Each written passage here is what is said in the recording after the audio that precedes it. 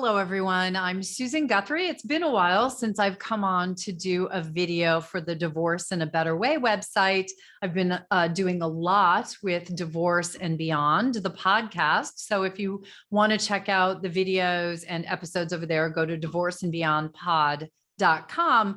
But I've been getting a lot of questions lately on this prediction, like how can you predict that divorce is in the offing or that divorce might be a part of your future. I think it all comes from there's a viral TikTok out right now with an attorney who listed the 5 professions you don't want your husband to be in if you don't want to get divorced. And this is actually kind of an old wives' tale that we have in the divorce world, where there are 5 professions. And this does tend to be very gender stereotypical, I will say. But these 5 professions where we do find that they have a higher rate of divorce when the husband is in one of these professions. So she put this video out. It's got a bazillion views. For those who are curious, the 5 professions are pilot, police officer, fireman, surgeon, and there is one more. Can't remember it. We'll have to go Google the TikTok.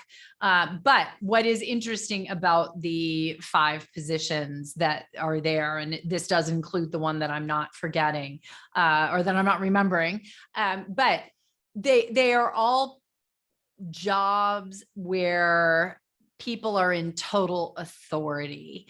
I think she in the video called it the God syndrome, right? They are all powerful, all things, 100% in charge. They tend to be pretty, if I can use an outdated term, macho jobs. Pilots, they're flying the plane and have thousands of lives or hundreds of lives in their hands. Surgeons literally hold your life in their hands. Police officers, firemen, these are all really those high stress jobs. So anyway, is it true? Yes, they actually statistically do have generally higher rates of divorce. That doesn't mean that you're going to get divorced if your husband happens to be in one of those professions. But what are some of the other things that we see quite often as what I'm going to call predictors of divorce?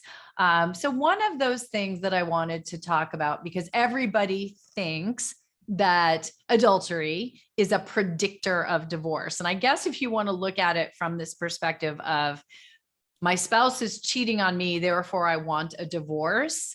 Absolutely. When one party cheats on another party, very often that is what I'm going to call last straw that leads to divorce happening. But what we really think and believe as divorce professionals is that those are often relationships that broke down in some fashion long ago or long before the affair started or the adultery came into the picture. They are usually cases where people have been living like roommates, their communication has broken down, trust has broken down for some reason. Often they are not intimate still.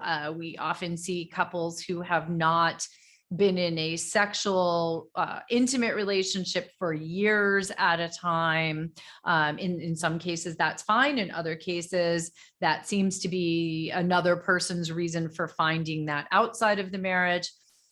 So this also goes to, and I've talked about it in other videos, about why judges don't take adultery so much into consideration and use it as something that needs to be punished or look at it as something that needs to be punished in the divorce process. So we really do see that issue come up all the time. The one that I think that I would like to talk about just to bring up the rear here is the other most common situation that I see. And it isn't these really difficult situations where there's all these bad feelings and broken trust and betrayal, which is financial infidelity, sexual infidelity, abuse, etc. But we have those cases that are even harder, which are the ones where it's just not the right relationship anymore. Someone's just not finding it to be the fulfilling ultimate relationship that they need in their lives. And that's sort of that irreconcilable differences. I mean, irreconcilable differences, no fault divorce can be as extreme as our every, boundary of trust and love has been broken, but it can also be, I love you, but not in that way. I care about you, but not like I should if I'm your spouse. We hear that all the time. And unfortunately, that's really difficult because it's so hard to explain. There's no major eruption that causes the parties to separate. It's just one person usually thinking, God, there has to be more here for me and for you. And those are heartbreaking in many, many cases that we see. So, I do think there's that spectrum of really bad behavior, really high emotion. I would say, honestly, it's even harder when it's that lower level of emotion because there's still love and caring there. It's just not that type of love and caring.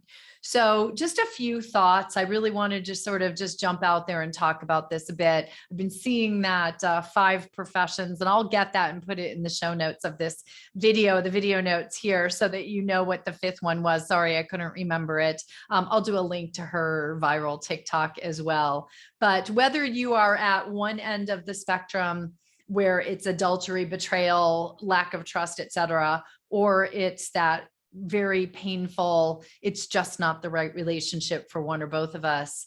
Know that you can have a better divorce, that you can divorce in a better way. It's the whole reason why I do what I do, why I talk about what I talk about. There is always the option to work through the process respectfully. Even if your partner's not being respectful, you can. There's so much that you can do. Listen to the podcast, Divorce and Beyond podcast. Over 100+ episodes, all about ways that you can get through the divorce process in a better way and also get to your beyond, which is really where your life starts. So thank you so much. Go to divorceandbeyondpod.com to check it out, or you can find the podcast on any and all of the major podcast outlets. Thank you.